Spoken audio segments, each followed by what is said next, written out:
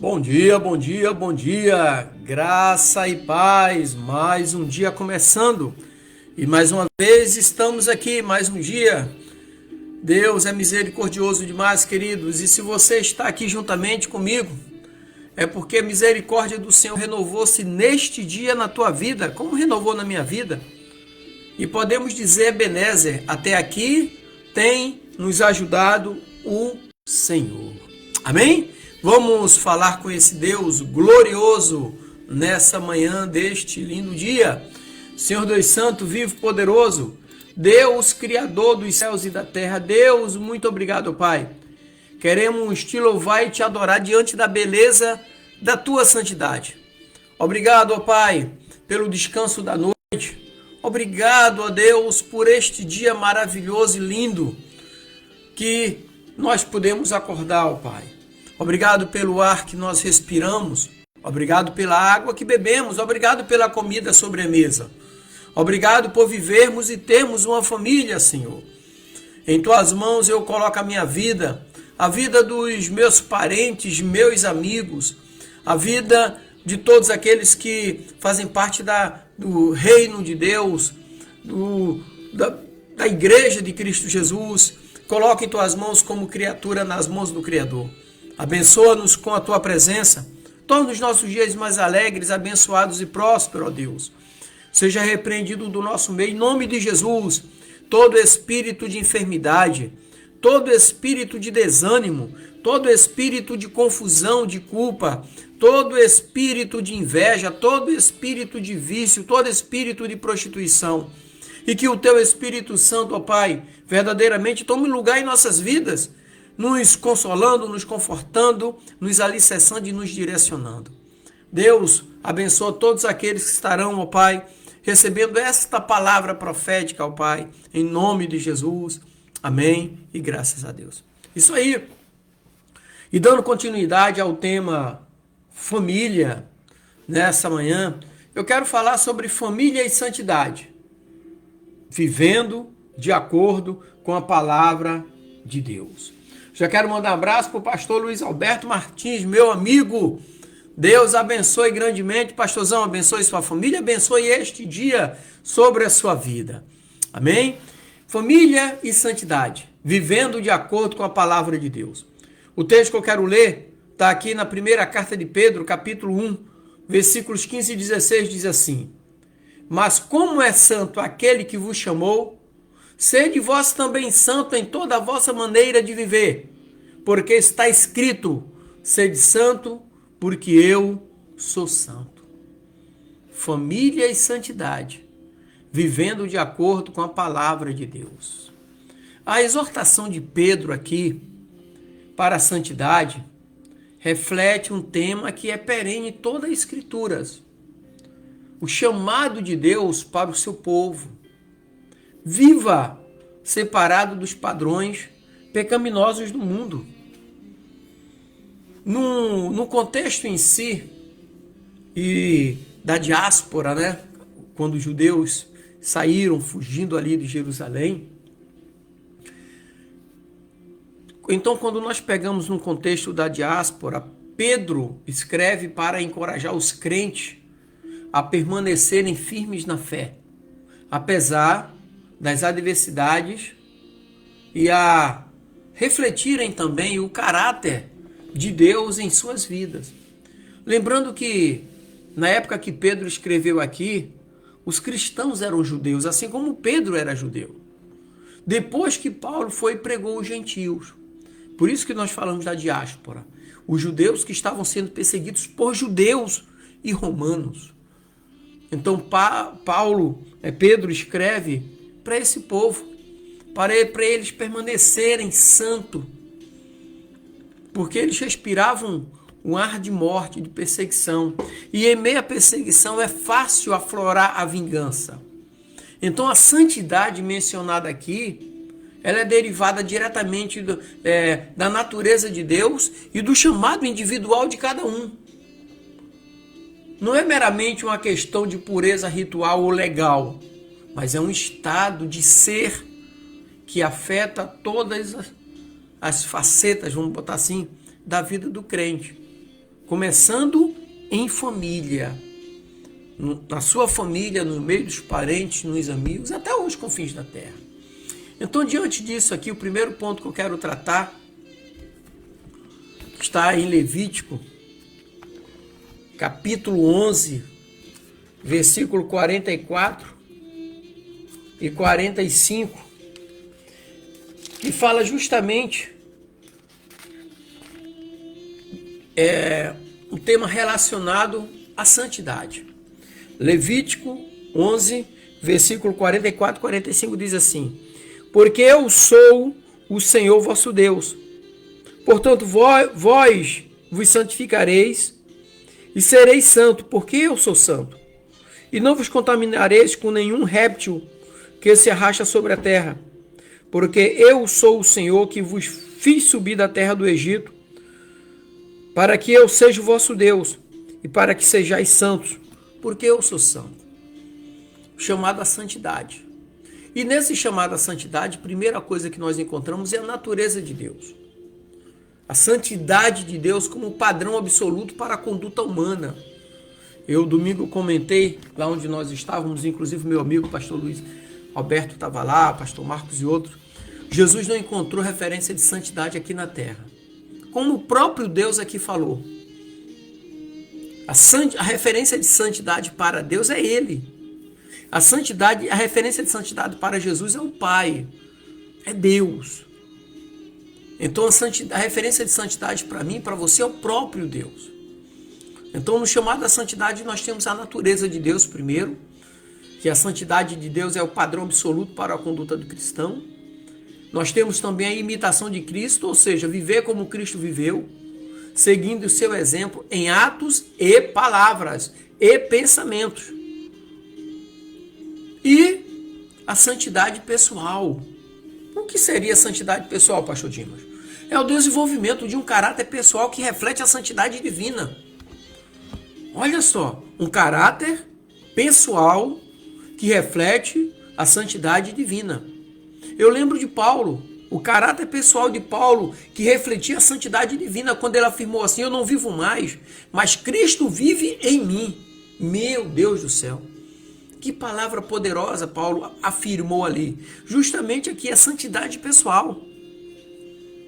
O segundo tópico é a santidade em ação. Aí nós temos o livro de Tiago. Ele traz de uma maneira bem interessante isso aí, no seu capítulo 1. Capítulo 1, versículo 22. Tiago 1, 22, né? Eu acho que é Tiago 1, 22.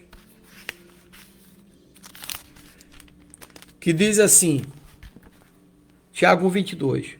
E sede cumpridores da palavra e não somente ouvintes, enganando-vos com falsos discursos.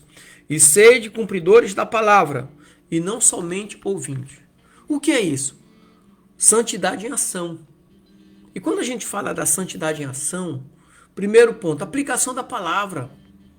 Não ser apenas ouvintes, mas praticante da palavra. Aplicando a palavra ativamente na vida diária. Começando onde? Na família, em casa, com todos, para todos e por todos. Aplicando a palavra. A ética cristã. Santidade em ação também exige a ética cristã, ou seja, adotar uma ética que permite todas as decisões e ações sem afetar ou prejudicar a vida de ninguém. A ética é quando eu faço algo que não aflige a vida de ninguém. Eu tenho minha ética, eu não invado o espaço de ninguém. E principalmente isso dentro de casa. Sabe? Dentro de casa. Eu não gosto de falar de ninguém, eu gosto de falar da minha, se eu vou falar de alguma família minha, né? Eu, por exemplo, em termos de ética cristã, eu não gosto de atender o telefone da minha esposa, porque ela é professora, ela tem as amigas dela, da escola, né? Ela faz parte de grupos de professoras de escola, então eu pode ter mensagens ali que é assunto entre mulheres. Por que eu tenho que saber? Como também no meu celular eu tenho grupos de militares, da ativa, da reserva, tem grupos de pastores, né, que eu faço parte, assim como o pastor Luiz Martins. Então tem informações ali que circulam que é só entre pastores. E minha esposa sabe disso. Então existe o princípio ético entre o casal também. Então a ética cristã, ela começa onde? Dentro de casa. E acompanhando a ética cristã, nós temos o testemunho de vida. Dentro de casa também. Dentro do lar, na família. Ou seja, viver de tal forma que a vida familiar seja um testemunho de fé e santidade para aqueles que estão em nossa volta, na nossa rua, na nossa comunidade, principalmente dentro da igreja. Ser exemplo. Né? Então, testemunho de vida em todas as áreas. Então, ter testemunho de vida é você levar a tua vida de uma maneira que as pessoas possam ter como exemplo. Testemunho de vida.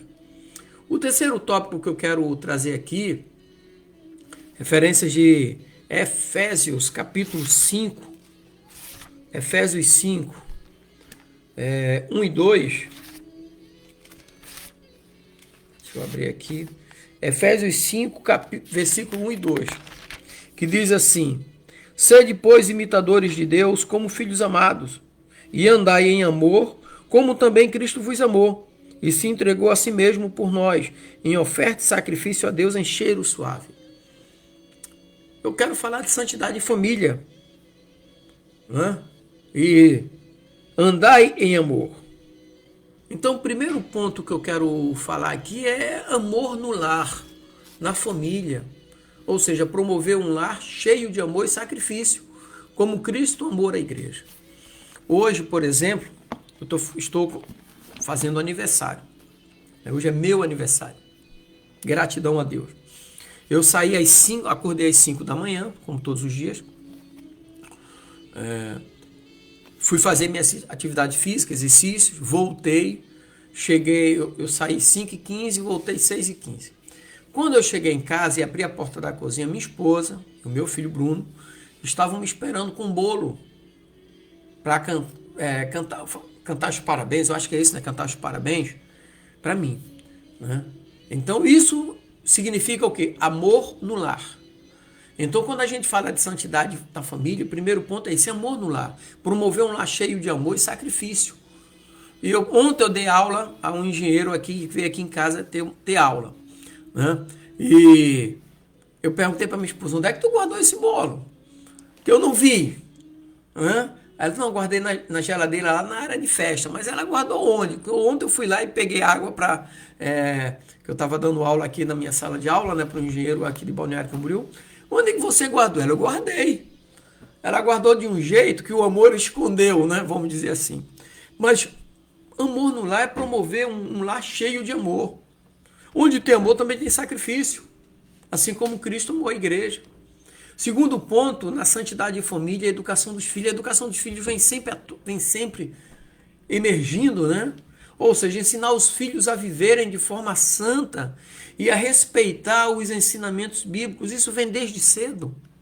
Desde cedo. Os peixes, eles... Primeiro vem a ovulação. Né? Depois aqueles óvulos começam a se transformar em alevinos, filhotes pequenos, embriões de peixe. E quando eles começam a nadar, eles começam a nadar junto, caminhando, estão ali enfrentando. Assim são nossos filhos, a educação dos filhos, ensinar os filhos a viverem de forma santa. Nós precisamos observar o que é que eles trazem de fora para dentro de casa para corrigir. Né? Por exemplo, na escola nossos filhos estão convivendo com pessoas, muitas crianças ali, que não conhecem a Cristo, mas o teu conhece. Então tem que observar aquilo que ele traz de fora para dentro de casa para corrigir, para não haver contaminação. Os pés, quando vêm sujos de lama, se não limpar, suja toda a casa. O lar fica todo sujo, porque vem lá de fora. Então a educação dos filhos é justamente isso. Corrigir a sujeira que vem de fora, para não sujar o lar, a casa, a família. Outro ponto aqui interessante é os relacionamentos familiares. estabelecer relacionamentos familiares baseados no respeito mútuo e na pureza bíblica. Respeito mútuo e pureza bíblica. Nós podemos fazer tudo aquilo que a Bíblia diz que nós podemos fazer. E temos que deixar de fazer aquilo que a Bíblia diz que nós não podemos fazer. Temos que deixar de fazer. O quarto ponto que eu quero tratar aqui, está aqui em Hebreus, capítulo 12. Hebreus 12, versículos 10 e 11, que diz assim, Hebreus 12, versículo 10 e 11.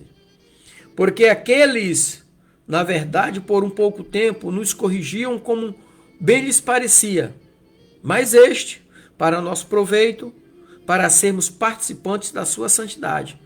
E, na verdade, toda a correção ao presente não parece ser de alegria, senão de tristeza, mas depois produz um fruto pacífico de justiça nos exercitados por ela. Disciplina, esse texto de Hebreus 10, versículo 11 e 12, fala de disciplina e santidade.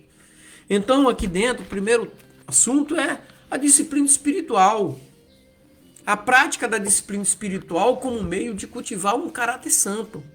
Um exemplo de prática de disciplina espiritual é você ter um horário para orar, é você ter um horário para ler a Bíblia, é você para ter um horário em família e comunhão.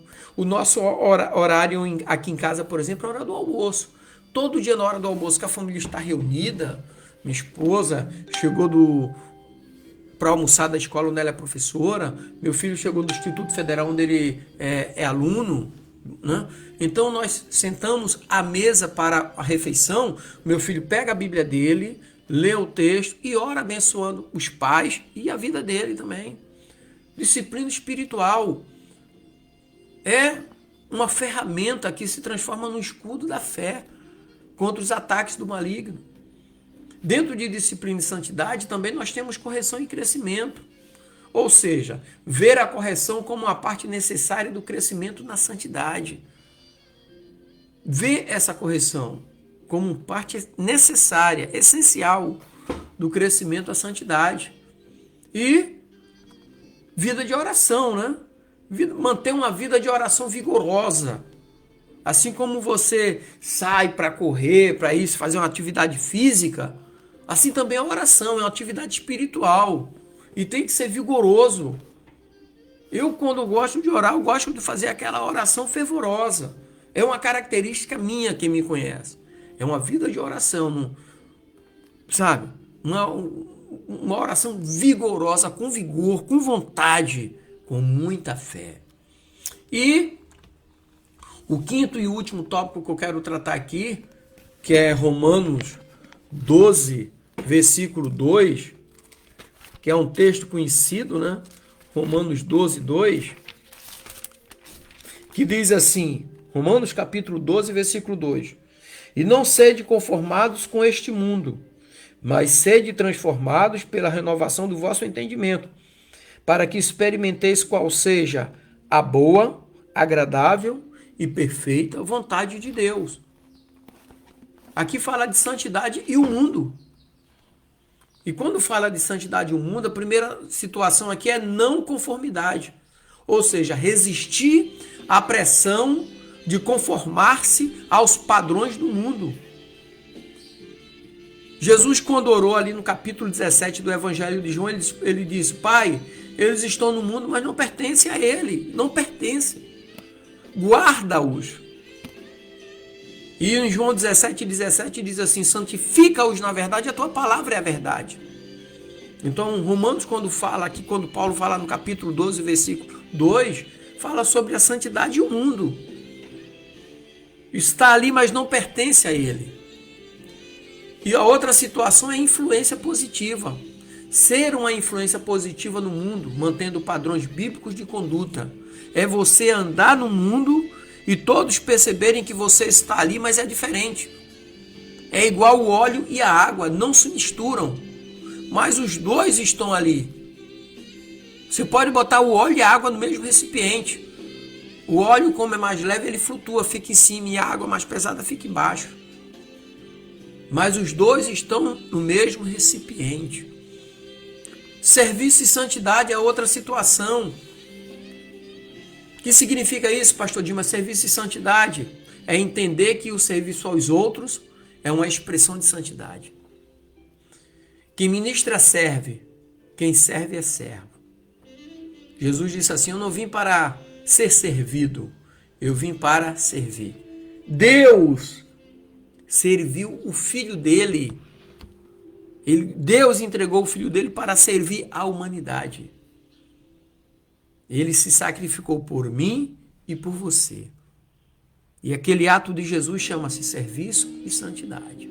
Então, nessa manhã eu quero dizer a você que tem e vive em família, você deve perseguir um estilo de vida que honre a Deus.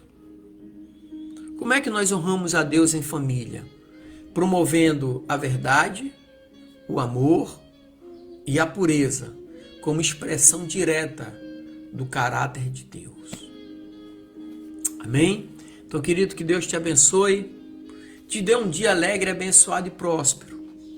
E viva a santidade que Deus nos mostra, começando em família. E que a tua família seja um exemplo para todos que estão à tua volta. Amém? Deus abençoe, graça e paz. Grande abraço, pastor Luiz. Um grande abraço aí na sua esposa, irmã Lia. E que Deus continue derramando bênção sobre a sua vida. Amém? Deus abençoe a todos. Graça e paz. Pastor Marcos chegando agora. Deus abençoe, pastorzão. Derrame bênção sobre a sua vida grandemente, sobre a sua família. E gratidão a todos. Pastor Luiz, pastor Marcos, que logo cedo me felicitaram por mais um ano de vida. Pastor Paulo Berg, 1h44 da manhã, estava mandando também as felicitações. Deus abençoe, queridos. Gratidão. E vamos viver juntos essa felicidade que vem do alto. Amém? Deus abençoe. Graça e paz.